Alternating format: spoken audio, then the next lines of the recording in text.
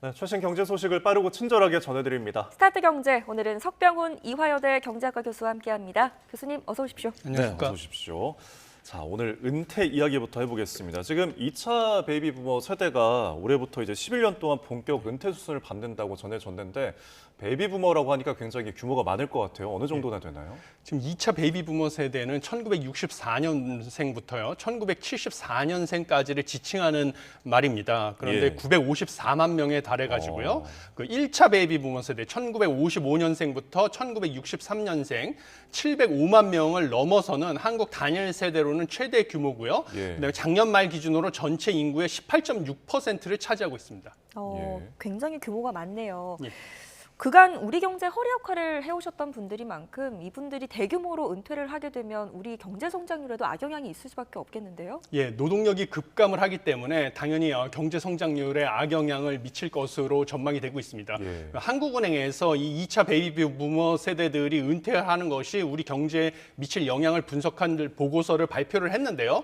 이 법정 은퇴 연령이 60세에 진입하는 것이 올해부터입니다. 그래서 2024년 올해부터 2034년 동안 전년 대비 연간 경제 성장률이 평균 0.38%포인트가 감소할 것으로 예상을 했습니다. 물론 이것은 60대 고용률이 지난해 수준에서 변하지 않을 때를 가정한 것인데요.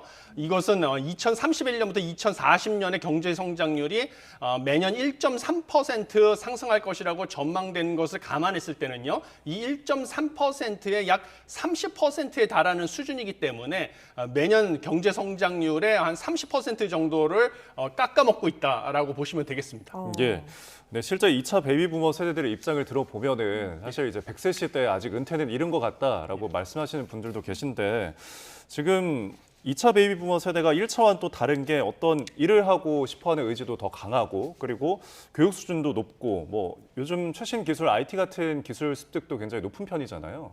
그렇습니다. 지금 2차 베이비 부머 세대는 상당히 다른 특징을 보이고 있는데요. 통계청 5월 경제활동인구 고령층 부가조사 결과에 따르면요. 2차 베이비 부머 세대들이 포함된 그 55세부터 79세 중에서 계속 일하길 희망한다고 대답한 비중이요. 그 2차 베이비 부머 세대들이 포함되기 전이 2012년에는 약 60%였는데요. 그 2차 베이비 부머 세대가 포함된 2023년에는 68.5%로 급증을 했습니다. 그리고 2차 베이비 부머 세대들의 특징을 한국은행에서 조사한 결과에 따르면 1차 베이비 부머 세대하고 다르게 경제력도 상대적으로 부유층이 더 많아졌고요. 그다음에 노년 의식도 과거에는 인생의 황혼기나 위기로 생각을 했는데 새로운 인생의 시작이라고 인식을 하고 가치관도 상대적으로 자기는 젊다고 생각하고 그다음에 대인관계 같은 경우도 동호회나 모임을 통해서 더 넓은 대인관계를 유지하는 등 다른 특징을 보이고 있습니다. 네, 저렇게 역량도 되고 의지도 강하신 분들인데 참 마음껏 일할 수 있는 환경이 좀 마련됐으면 좋겠는데요. 한은도 경제 성장률 하락을 최대한 저지하기 위한 분석을 내놨다고요? 그렇습니다. 두 가지 방안을 제시하고요. 그거에 대해서 어떻게 성장률에 영향을 받는지를 분석을 했습니다. 첫 번째는 정부 정책 지원으로 60대 고용률이 지난 10년간의 추세 수준으로 지속적으로 상승하는 경우를 가정했을 때는요. 전년 대비 연간 GDP 성장률이 0.24%포인트 감소를 한다라는 결과가 나왔습니다. 그러니까 그런 것을 감안하지 않고 그냥 작년 수준으로 고용률이 유지될 경우에는 0.38% 감소하는데요. 그거보다는 경제 성장률 감소가 줄어드는 것이고요. 마지막은 이제 일본처럼 법제화해서요. 정년 연장이나 뭐 고연령층을 재고용하는 것을 법으로 만들어 가지고 60대 고용률을 일본처럼 급격히 증가시키는 경우에는 0.16%포인트만 성장률이 떨어져 가지고요. GDP 성장률 감소를 좀 최소화시킬 수 있다라는 결과를 내놓았습니다. 사실 인구 구조가 계속해서 역피라미드가 심화되는 만큼 좀 이런 변화에 대해서 부작용을 줄이기 위한 대책이 필요해 보입니다. 그렇습니다. 자, 저희가 또 다음 주제 이야기 나눠보겠는데 영상 먼저 보고 오겠습니다.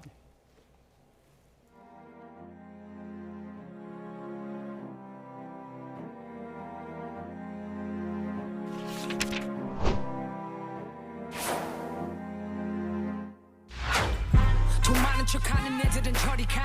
네 연봉을 내 어깨에다 거니까. I'm way too fly to be one of y'all. 내 위치에서 I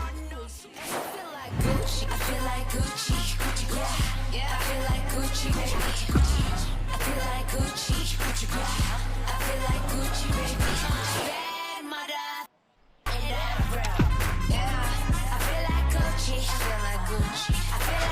눈에 차는 내가 뭐라 그냥 옆에 앉아 보여주기만 해 저녁 먹자 내가 밥사 맨 위에 네, 오늘도 명품에 대한 이야기를 해보겠습니다. 저희 최근에 좀 자주 하고 있는데 에르메스 버킨백 이야기도 지난주에 했었고요.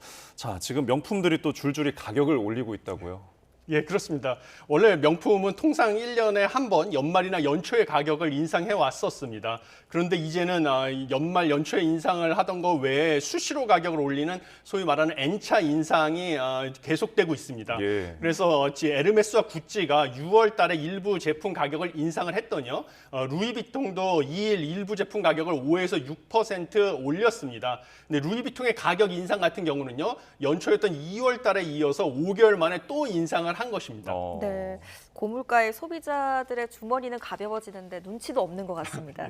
이런 명품들이 주로 결혼 예물로 많이들 또 사용을 하시잖아요. 예. 신혼부부들한테 그렇게 달갑지 않은 소식이 있어요? 예, 그렇습니다. 지금 문제는 가방뿐만 아니라요. 신혼부부들이 예물로 많이 사용하는 시계 같은 경우도 역시 가격을 N차 인상을 이어가고 있어가지고 신혼부부들의 부담이 가중되고 있습니다.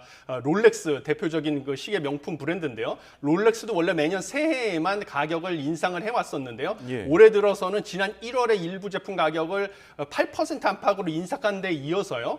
지난달에도 5%가량 가격을 또 인상을 했습니다. 자, 저희가 일단 명품들이 보통 관행적으로 1년에 한 번 정도 인상을 한다고 말씀해 주셨는데 결국은 이렇게 수시로 인상을 하는 이유가 있을 것 같은데요. 예, 당연히 가격을 인상을 해도요, 이 명품에 대한 수요가 오히려 더 늘어나는 현상을 보이기 때문입니다. 예. 왜냐하면 이 명품들이라는 것은 소위 경제학에서 사치제라고 해서요, 이 비싼 명품을 내가 소비를 해서 뭐 시계를 찬다든지 가방을 듬으로써 다른 사람보다 내가 우월적인 경제적 지위를 가지고 있다는 것을 보여주기 위한 목적으로 소비를 하는 제품입니다. 네. 그런데 이제 명품을 공급하는 사람 입장에서는요, 공급량을 줄이는 동시에 가격을 올려서요, 공급량을 줄여야만 중고품의 공급도 부족해져서 중고품의 가격도 높게 유지가 됩니다. 그래서 공급을 점점 줄이는 동시에 가격을 올려야지만 오히려 사치제 목적으로 명품을 사고자 하는 사람들의 수요는 더 늘어날 수밖에 없는 것입니다. 예. 그래서 중고품 가격도 높게 유지되고 신상품의 가격도 점점 올리고 이런 식의 전략이 통하는 것으로 보입니다. 네, 명품 브랜드들의 이런 행보가 혹여나 다른 뭐 상품들의 또 가격, 다른 브랜드들의 가격을 또 이끌어 나가지 않을까, 견인하지 않을까 또 우려가 됩니다.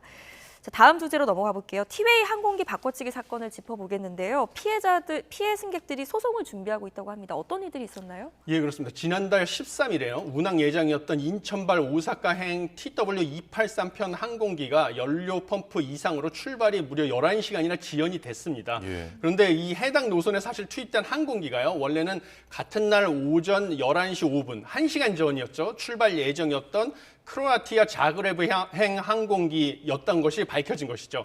그래서 TA가 원래 이 항공기를 교체하지 않았다면요, 인천 오사카 노선 승객들 같은 경우는 제 시간에 이착륙을 할 수 있었다는 사실이 알려진 것입니다. 예. 그래서 이 약 140명의 승객들이 소송에 참여하겠다 하는 의사를 지금 현재까지 밝힌 것으로 알려졌습니다. 예. 자, 지금 당시에 그 공황장애로 쓰러진 승객도 있었고 결국 출국을 포기한 승객들도 전체 인원의 한 3분의 2가량으로 그때 파악이 됐는데 지금 결국 항공사는 계속해서 기체 결함 때문에 지연됐다라고 주장하고 있죠. 예, 그렇습니다. 지금 자그레브로 가야 할 항공기에서 기체 결함이 발견이 됐는데요. 항공사 측 주장에 따르면요, 자그레브행 항공기는 현지 공항 사정상 운항 스케줄을 지연시키기가 어려워서 불가피하게 오사카행 항공기와 교체를 할 수밖에 없었고요. 오사카행 항공기로 교체한 다음에 이 원래 이 자그레브행 항공기를 갖다가 한 2-3시간 안에 수리를 해서 출발을 시킬 계획이었으나 수리가 지체되면서 불가피하게 오사카행 항공기 승객들에게 불편을 끼쳤다라고 주장을 하고 있습니다. 네. 그렇지만 이제 승객들 입장에서는요, 유럽행 항공기 같은 경우는 오히려 거리가 멀기 때문에 승객들에게 피해 보상을 해야 될 경우에는 보상 규모가 더 커지기 때문에 상대적으로 거리가 짧은 오사카행 항공기로 바꿔치기 한 것이 아니냐 하는 의혹이 제기되고 있는 상황입니다. 그렇군요. 그런데 교수님, 과거에도 이런 유사 사례로 소송이 이어지기도 했잖아요. 예, 어땠습니까, 그때는? 예, 과거에 그 아시아나 항공이 똑같이 이제 지연 출발에 의해서 손해배상 청구 소송이 있었습니다. 2018년 1월에 시애틀 인천 운항편에 이용될 항공기가 기체 결함이 발생을 하니까요. 더 가까운 거리죠, 역시. 인천 마닐라 운항편에 투입될 항공기를 대체 투입을 했습니다. 그래서 승객 269명이 소송을 했는데요. 이 승객들이 승소를 한 케이스가 있습니다. 예. 그럼 당시에는 법정에서 이제 소송이 이어졌다가 승객들이 이제 원고 측이 승소를 했잖아요. 그럼 예. 이번에도 법정 다툼관에서 어떤 그 관건이 있을 것 같은데 무엇이 있을까요? 예, 이번에도 그 승객 측들의 주장은 이륙을 앞둔 여객기 운항이 취소되고 다른 노선에 투입됐기 때문에요. 원래 그 투입되기로 했던 여객기는 결함이 없었던 것이죠. 그래서 그 여객기가 투입이 됐으면 지금 승객들은 피해를 볼 일이 없었다라는 점, 그다음에 승객들이 지금 손해를 피하려는 조치를 항공사가 다 했다고 보기 어려운 점에 대해서 항공사의 책임이 인정돼야 된다라고 주장을 하고 있습니다. 네, 뭐 항공기 고장, 지연 운항 이번이 처음이 아니잖아요. 국토부도 대책 마련을 지시한 만큼 이런 유사한 사태가 다시는 재발하지 않도록 대책이 마련되지 바랍니다. 끝으로 뉴욕 증시 살펴보겠습니다. S&P는 사상 첫 5,500선을 돌파 마감했네요. 예, 그렇습니다. 가장 큰 이유는 제롬 파월 미 연준 의장이 지금 최근 경제 지표가 인플레이션이 다시 하락세로 돌아서고 있음을 시사한다고 밝혔습니다. 예. 그 유럽 중앙은행 그 포럼에서 포르투갈에서 열린 유럽 중앙은행 포럼에서 이런 좀 비둘기파적인 발언을 한 것이 투심을 살리면서요. 지금 3대 지수가 다 상승을 했는데요. 그리고 이제 국채 금리 같은 경우도 10년물 국채 금리가 많이 떨어지다가요. 막판에 그 고용 지표가 하나 발표가 됐었습니다. 그것이 무엇이냐면 노동 수요를 보여주는 구인 건수가 5월 들어서 갑자기 또 반등을 했다, 예상 밖으로.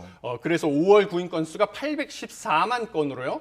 전월 대비 22만 1000건이 늘었는데 이게 전문가 전망치도 웃도는 수치로 발표가 돼서 지금 제롬 파월 의장이 이날도 사실 노동시장에서 좀 고용 과열이 진정되는 조짐이 보여야 된다라고 강조를 했는데 예. 아직도 이 수요가 꺾이지 않는 게 아니냐 하는 우려가 제기되면서 일부 지금 국채금리 하락폭을 만회하면서 마무리가 됐습니다. 그렇지만 여전히 이거 외에 다른 고용 지표들은 노동시장의 과열이 진정되는 조짐을 보이고 있기 때문에요. 제롬 파월 연준 의장의 그런 비득일파적인 발언이 더 주목을 받으면서 지금 뉴욕 증시는 상승 마감을 했습니다. 네.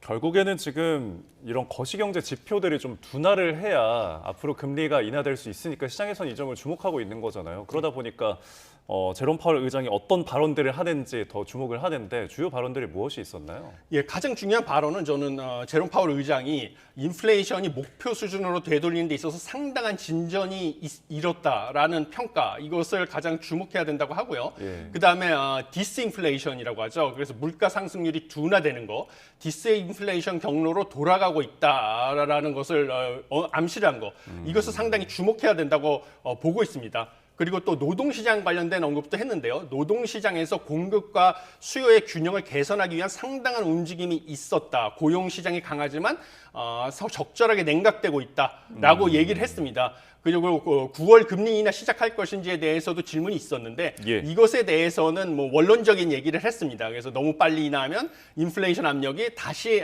재점화될 수 있고 너무 늦게 인하하면 경제에 불필요한 그 경기 침체를 유발할 수 있기 때문에 지금 구체적인 인하 날짜는 말할 수 없다, 이런 원론적인 답변을 했기 때문에요. 사실은 이런 원론적인 답변보다는 디스인플레이션 경로로 돌아가고 있음을 시사한 이런 비둘기파적인 발언에 시장이 더 주목을 한 것으로 보입니다. 네, 알겠습니다. 앞으로 좀 상황을 지켜보도록 하겠습니다. 여기까지 듣겠습니다. 오늘은 석병훈 이화여대 경제학과 교수와 함께했습니다. 잘 들었습니다. 감사합니다.